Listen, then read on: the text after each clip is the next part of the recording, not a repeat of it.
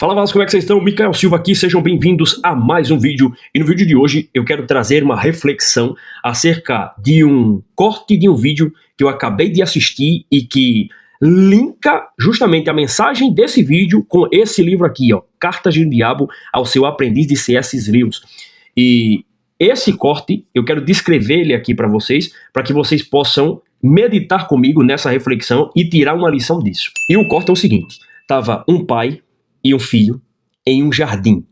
O pai bastante idoso, o filho do lado do pai, mexendo no aparelho celular, vendo a rede social, e de repente o pai já grisalho, aparentemente com Alzheimer, olhava para a frente do jardim e tinha a espécie de um coelho. E o pai perguntava: filho, o que é aquilo? E o filho respondeu pela primeira vez: pai, é um coelho. E de repente, passados alguns minutos, o pai de novo: o que é aquilo? Ao filho, mais uma vez, dá uma respirada, um suspiro e fala: pai, aquilo é um coelho. De repente o pai repete a pergunta mais uma vez: o que é aquilo? E aí o filho fala: pai, é um coelho. E quando ele pergunta pela quarta vez, ele fala: mas o que é aquilo? De repente o filho ele dá um suspiro forte e ele fala: pai, eu já falei, quantas vezes eu vou ter que repetir? Aquilo é um coelho. E de repente quando ele fala assim, o pai ele sente aquela agonia do filho, aquela emoção carregada que o filho está tendo, aquela impaciência, e de repente o pai sai de perto do filho, vai até determinado canto, pega um livro, entrega na mão do filho e fala: leia em voz alta. E de repente o filho que estava distraído com o aparelho celular, ele deixa o aparelho celular do lado, abre aquele diário e de repente ele começa a ler em voz alta. E a escrita que estava naquele diário eram as seguintes palavras: hoje, eu e o meu filho estávamos no quintal de casa e de repente, ele todo curioso, aponta o dedo para frente e pergunta: pai, o que é aquilo? E eu amorosamente respondo para ele: meu filho, aquilo é um coelho. Passado alguns segundos ele pergunta de novo: pai, o que é aquilo? E eu respondo para ele de maneira carinhosa e amando-o cada vez mais: filho, aquilo é um coelho. E de repente ele pergunta mais uma vez. E quanto mais ele pergunta, aquela pergunta não me incomoda, pelo contrário, me constrange em amor, porque eu começo a compreender que ele está curioso para aprender. E somente naquela tarde ele me perguntou 31 vezes a frase: pai, o que é aquilo? E eu respondi carinhosamente para ele todas as 31 vezes, sem perder a paciência, porque eu sabia que ele estava aprendendo algo completamente novo acerca do mundo. E quando o filho termina de ler aquele escrito, ele entende que o seu próprio pai tinha escrito aquilo na data em que o filho era pequeno, e o pai cuidava dele com todo amor. O filho cai em lágrimas, abraça o pai, e o tema do vídeo é: como o tempo passa ligeiro. E a mensagem desse vídeo, desse corte em específico, ela linka justamente com o livro Cartas de um Diabo ao Seu Aprendiz, que C.S. Lewis diz que é uma das especialidades do nosso combatente, do nosso inimigo, do próprio diabo, gerar em nós sentimentos de impaciência, de intolerância para com as pessoas que estão ao nosso redor. E aí ele cita um exemplo de um filho que tem a imagem da mãe dele sã, que cuidava dele quando era criança e ao longo da vida foi cuidando dele à medida com que ele foi crescendo. Só que hoje, essa mãe, ela está enferma, está debilitada. Aí esse filho, com essa imagem fictícia da mãe dele, boa, da época em que ele era jovem, ele ora para Deus e ele faz uma oração e pede para que Deus cuide da mãe dele porque ele ama a mãe dele. Só que ao mesmo tempo, ele está sendo completamente impaciente de cuidar da mãe dele que está com uma doença que está causando toda aquela confusão naquele ambiente. Ou seja, ele está naquele exato momento pedindo algo para Deus e ele está fazendo completamente o contrário daquilo que ele recebeu quando ele era uma criança. Nos momentos mais difíceis da vida dele, a mãe dele cuidou dele. Nos momentos de dificuldade, no momento de adversidade, a mãe dele deixou de se alimentar para dar comida para ele. E quando chega a velhice dos seus pais, automaticamente ele não se lembra da obrigação e do favor, porque favor que os pais fizeram para ele, e ele passa a retribuir aquele favor em uma moeda diferente da que ele recebeu. Ao invés dele dar cuidado, ele negligencia. Ao invés dele dar atenção, ele dá ausência. Ao invés dele tratar com amor, ele trata com impaciência, com antipatia. E o mais poderoso desse corte, e principalmente desse livro, não é porque fala de alguém, mas é porque me despertou um diagnóstico em mim. Isso que é o mais poderoso. Como assim, Michael? O diagnóstico em você? Em mim, isso mesmo. Despertou em mim. A pessoa mais importante na minha vida, hoje, como homem solteiro, primeiro, Deus, né, o Senhor Jesus, questão da espiritualidade, mas o ser humano mais importante para mim são os meus pais, e principalmente meu pai. A figura de autoridade do meu pai. Por que eu digo isso? Eu tenho muito nítido na minha mente o sacrifício que o meu pai teve que fazer para sustentar 5 crianças junto da sua esposa, ganhando R$60 como salário, e nós não termos R$2 para comprar uma bolacha, porque não podíamos comprar coisas diferentes daquilo que era o básico para comer. E muitas das vezes nós desejar comer, pedir para ele não ter condição, e eu lembrar do semblante dele abatido. O semblante dele abatido. E quando eu olho hoje para a vida que nós temos, tudo que nós conquistamos foi graças, primeiramente, a Deus, e segundo, a capacidade que ele deu para o meu pai de ser um homem provedor. Quando eu olho para o meu pai, eu digo, cara, para mim chegar no nível dele e passar o nível dele, eu tenho que ter muito mais filhos, eu tenho que ser um cara milionário e ainda ser um camarada que tenha uma fé que seja inexplicável. Porque, por exemplo, meu pai, quando ele tá doente, ele não vai no médico, mano. Ele simplesmente fala, vou orar e Deus vai me curar. O cara entra no quarto, pode tacar a doença que for, o cara entra dentro do quarto, faz uma oração, passado dias o cara tá curado. Quando a gente era pequeno, não podia ir no hospital, porque a condição não dava para ir no hospital. A gente morava num local que não tinha estrutura, entendeu? Era num buraco, no meio de uma favela. Uma casa que, mano, eu não entendo muito bem de metragem, mas tipo assim, basicamente era menor que um apartamento, a casa que a gente morava, entende? Para 7 pessoas. Uma mulher, um homem que era meu pai e o resto menino. E aí, quando a gente estava enfermo, quebrava um braço, quebrava um dedo, vários acidentes que, tipo assim, tinha aqui no médico, doenças que até então não tinha cura. Meu pai fazia uma oração, mano. Joelho no chão. Por isso que eu falo, joelho no chão muda muita coisa. Meu pai ia lá, ó, pum, joelho no chão.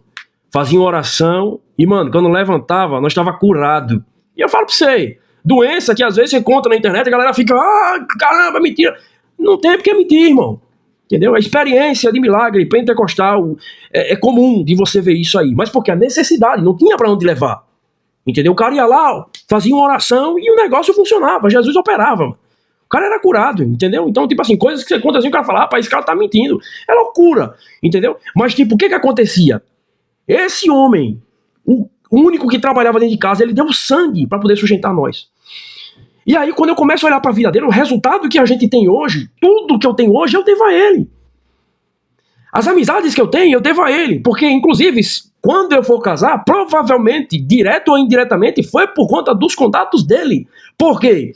Porque quando a gente faz amizade com alguém, é graças a eles, porque eles têm, tanto meu pai quanto minha mãe, uma facilidade de fazer amizade. Tem respeito, tem honra, tem palavra, as pessoas querem estar perto. Tem resultado de criar uma família sólida e numerosa. Entende? Tem autoridade, chegando no ambiente, as pessoas respeitam e as pessoas conseguem enxergar. Então, todos os lugares que a gente vai é porque eles abrem porta. Inclusive, por exemplo, volta e meia, eu sou um pregador da palavra, então às vezes eu ministro a palavra.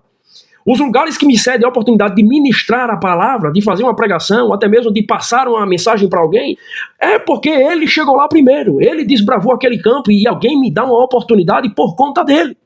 Então, quando eu assisti esse vídeo, me gerou uma indagação, e quando eu li também esse livro, me despertou para um diagnóstico que eu nunca teria se eu não tivesse primeiramente lido esse livro aqui, Carta de um Diabo ao Seu Aprendiz, que é o quê? Eu entendi que é completamente normal no ser humano, na natureza caída do ser humano, com o passar do tempo, ele começar a se tornar alguém intolerante, principalmente com os pais. Então eu comecei a perceber que, por exemplo, eu chegava em um local e às vezes meu pai começava a falar e ele começava a demorar na fala, ou às vezes a repetir as mesmas histórias. E eu comecei a notar em mim que eu estava começando a me tornar um cara impaciente. Eu nunca cheguei a desrespeitar, nem falar isso pra ele, mas dentro de mim estava gerando um sentimento. Por exemplo, mano, ele vai falar essa história de novo. Cara, abrevia. E ficava no meu pensamento, oh, pelo amor de Deus, abrevia isso aí. Eu me colocava no lugar das outras pessoas, mas não se colocava no lugar dele. E aí, muitas das vezes, eu ficava comigo, em pensamento. Mano, pelo amor de Deus, de novo essa história. Ele vai repetir 10 vezes a mesma história, a gente já sabe de qual é salteado. Essa história, aí vai começar de novo. Tá demorando demais, olha quanto tempo, poderia resumir. Só que isso, o autor C.S. Lewis ele vai dizer que é um sentimento gerado na nossa natureza humana caída pelo próprio diabo para gerar uma espécie de desequilíbrio nas nossas emoções e a gente começar a alimentar uma espécie de um rancor. E esse rancor ele se torna impossível de você controlar porque isso começa a ser externalizado até mesmo no tom da tua voz. E aí quando eu li isso eu falei, caramba, eu estou no estágio inicial desse tipo de comportamento. Porque eu comecei a identificar que em certas ocasiões eu ficava assim nervoso, eu não demonstrava, mas eu ficava nervoso e falava, caramba, termina logo. Mesma história, rapaz, não tenho tempo, não dava atenção direito, não olhava direito. Isso me gerou um alerta para que eu começasse a trabalhar isso. E aí ele cita um exemplo também dentro do casamento, dentro do relacionamento. Ele fala, por exemplo, passam-se os anos, por você estar vivendo do lado da outra pessoa por bastante tempo, você começa a externalizar no teu tom de voz esse tipo de sentimento e essa impaciência. E isso é um ataque à outra pessoa. E aí você vai abrindo brecha, vai criando cicatrizes, rachaduras, e chega um momento que isso se torna insustentável. Chega um momento em que a outra pessoa não suporta ouvir tua voz porque sabe que você já vai julgar, então ela se fecha. E aí você vai criando duas pessoas, dois inimigos dentro de um lar, meu irmão. Eu falei, rapaz, isso é poderosíssimo. Então, quando eu li isso, C.S. Lewis falando, aí me gerou esse gatilho, eu comecei a me policiar agora. Quando eu assisti esse vídeo hoje, aí eu me lembrei, de novo, eu falei, poxa vida, isso casa com o livro do C.S. Lewis, ele falando justamente acerca disso. Vou criar um vídeo a respeito, porque é um alerta. Porque esses dias eu transmiti essa mesma mensagem para uma amiga minha, e ela falou, Micael, eu achei interessante isso, porque eu nunca tinha ouvido falar sobre isso, e na minha casa eu estou vivendo isso. Por exemplo, com situações, até mesmo o barulho da pessoa que está do meu lado, quando come, faz um barulho, e esse barulho me irrita a tal ponto que às vezes eu até me descontrolo e saio de perto. E a outra pessoa, pessoal, percebe. Esse que é o ponto. A outra pessoa começa a perceber. Ela às vezes não pode saber o que está te irritando, que às vezes você chega a não falar. Ou às vezes você fala. Mas isso começa a se tornar insustentável e você vê que são as pequenas brechas que vai causando esse rompimento dentro dos relacionamentos. Tanto de casado quanto de pessoas, amizades, pai, filho. Então se você não cuidar, você fica preso com a imagem do teu pai, da tua mãe, dos teus irmãos, do teu esposo, quando ele era são, quando ele era jovem, quando ele tinha todas as faculdades mentais no lugar, não tinha nenhum problema, não estava ficando velho. E aí você fica somente com essa imagem. E à medida com que ele vai envelhecendo, vai perdendo toda aquela lucidez, todo aquele brilho, os seus dias vão se adentrando, ele vai ficando cansado, vai ficando debilitado, você passa a odiar o teu pai, o teu esposo, tua mãe, teu irmão, teu marido de agora e continua amando aquela figura que ele foi no passado. E isso é um problema. Isso é um problema gigante. Entende? E esse tipo de comportamento, por mais que as pessoas possam explicar, mas isso é normal, tal, não sei o quê, mas isso não é amor. Isso não é um sentimento que vem de Deus. Isso é algo diabólico que está em nós. E que provavelmente eu nunca seria despertado para isso se eu não estivesse no caminho do conhecimento. Nunca. Porque no meu ambiente eu nunca vi ninguém falando acerca disso. Nunca. Nem em escola, nem em igreja, nem em trabalho, nem em roda de amigos, nem ninguém ministrando sobre isso. Eu nunca vi ninguém falando sobre isso. Muito menos em mídia, nem internet, pessoal.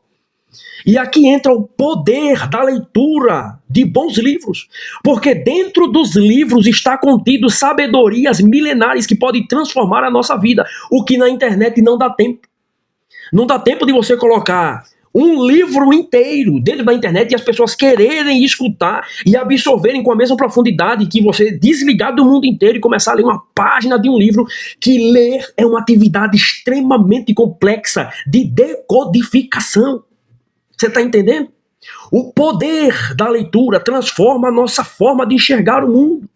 E ao ler esse livro me despertou justamente para isso. Eu falei, caramba, eu estou sendo um trouxa com meu pai.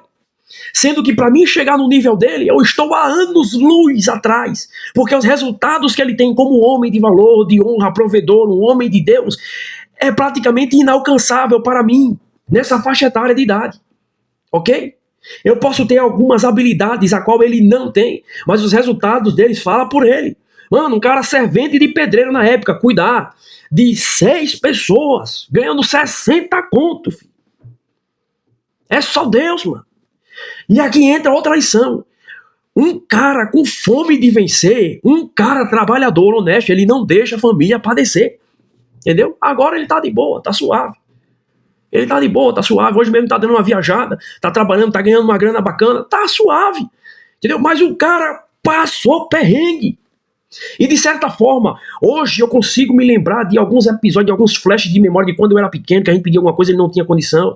Mas eu consigo lembrar da expressão do rosto dele, de que, meu filho, hoje eu não tenho mais um dia, nós vamos ter. E de certa forma, isso passou para mim e para os meus irmãos. Para os meus irmãos, eu não sei com tanta profundidade, mas para mim, demais. Porque meus irmãos casaram, cada um tem a sua família. Cada um tem uma realidade, mas a minha forma de enxergar o mundo, eu consigo internalizar isso demais, entendeu? Por isso que eu falo sempre de vencer, de correr atrás, de lutar, de conquistar, porque eu me coloco e eu me teletransporto no tempo. Eu não sei se faz parte da habilidade da comunicação, mas todas as vezes que eu estou contando uma história, eu me teletransporto no tempo e eu consigo viver essa história. E todas as vezes que eu lembro da minha infância, eu me teletransporto para lá e eu consigo sentir até mesmo o sentimento, mano. Você chegar na fila de comer, por exemplo, seus pais falam pra você, tem que ser os últimos, viu? Não pegue primeiro, porque senão pega ruim, a galera vai falar, mano, não pegue muito, é só um e você com fome, mano. É duro, filhão, é duro. Entendeu? Então você vai crescendo com isso, toda vez que eu lembro disso, eu me teletransporto pra lá, e aí eu falo, caramba, o camarada teve que ser ponta firme pra aguentar tudo isso aí.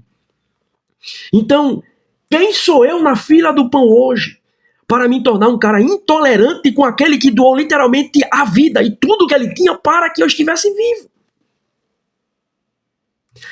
E se nós não tivermos cuidado, se nós não entrarmos pelo caminho do conhecimento e aplicarmos na prática aquilo que nós estamos aprendendo, nós vamos ficar o tempo inteiro na ignorância. E a ignorância ela é um problema justamente por conta disso, porque muitas pessoas vivem desse jeito e não têm noção que isso é um sentimento diabólico, mano, que acaba com o teu relacionamento, acaba com a tua conversa com as pessoas e vai te levar pro lago de fogo, mano. Entendeu? Seja como você queira categorizar o lago de fogo, mas vai te levar para uma vida infernal. É igual aqueles casal que passam anos e você vai na casa deles, você vê que os dois estão há anos juntos, mas vivem dentro do inferno, os velhos se odeiam. Esse tipo de sentimento maligno que brotou dentro do coração deles. Entendeu?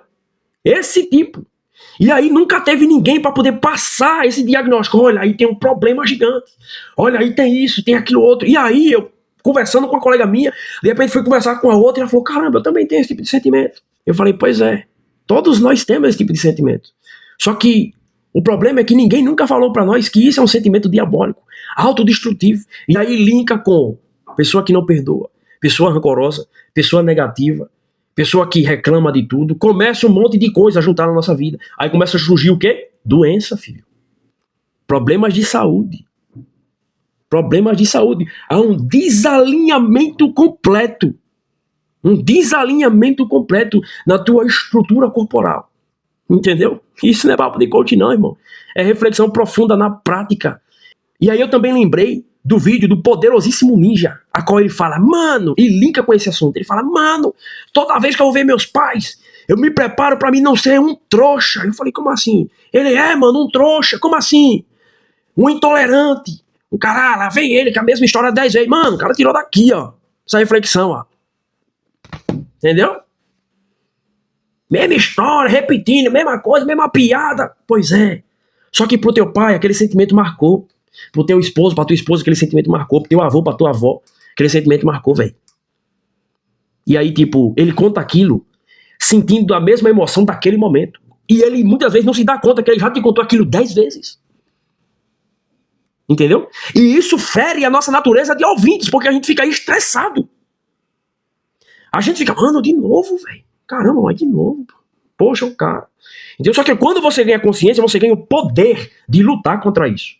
De conter as tuas emoções, de ressignificar, de se colocar no lugar dele. Ele fala, mano, agora o cérebro dele tá passando por um processo a qual ele já não retém mais todas as informações.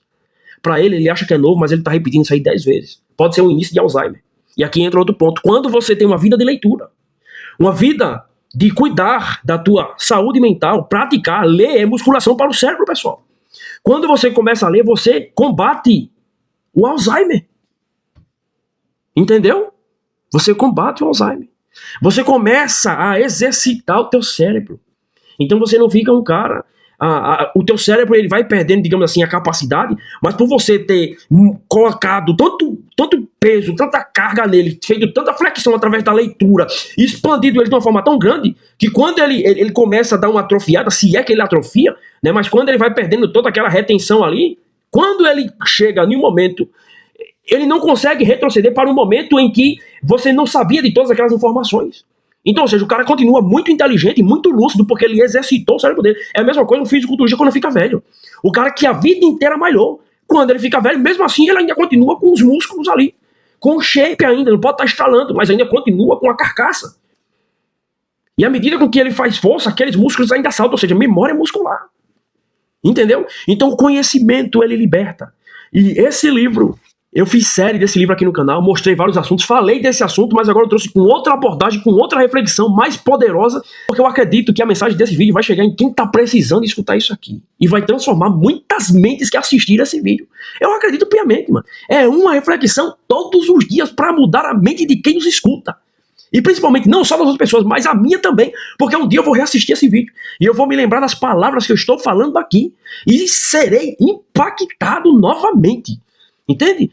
Então, preste bem atenção o ambiente que você está criando dentro da sua própria casa.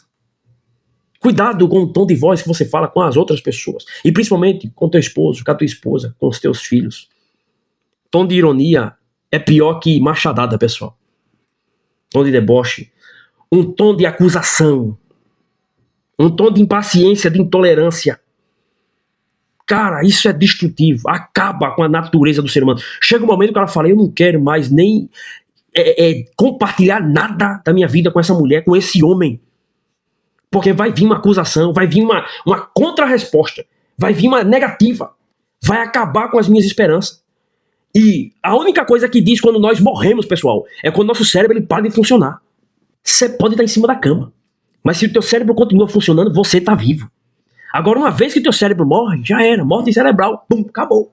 Deixou de existir. Já foi. Entende? Então, deixa o like. Compartilha esse vídeo. Comenta, envia para um amigo que está precisando ouvir essa mensagem, que eu acredito piamente que essa mensagem pode transformar as nossas vidas. Muito obrigado por você ter assistido até aqui. Até o próximo vídeo e tamo junto, vasos.